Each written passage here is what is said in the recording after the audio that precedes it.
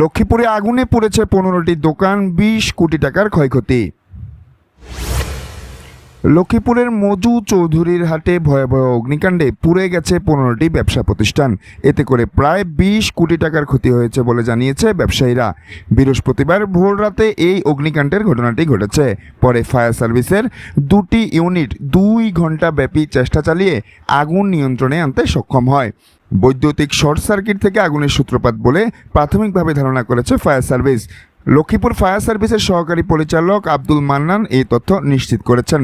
তবে কোথা থেকে এই আগুনের সূত্রপাত হয়েছে তা এখনও নিশ্চিত করা যায়নি। আগুনে ক্ষতিগ্রস্ত ব্যবসা প্রতিষ্ঠানের মধ্যে একটি প্লাস্টিকের দোকান ছাড়া বেশিরভাগই কাপড়ের দোকান ছিল।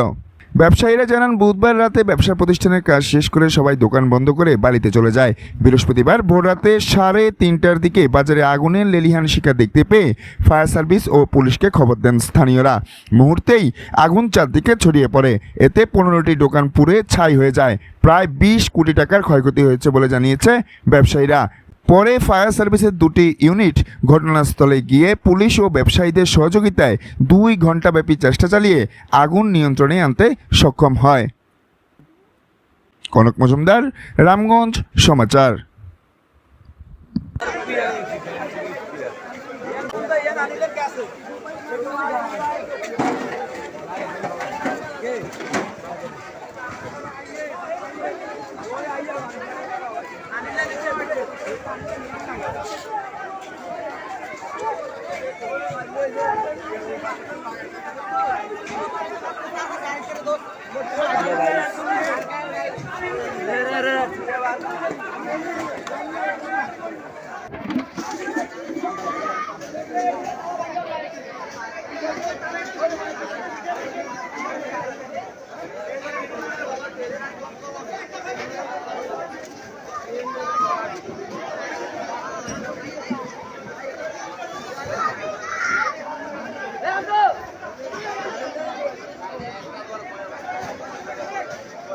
সে আগুনে আগুন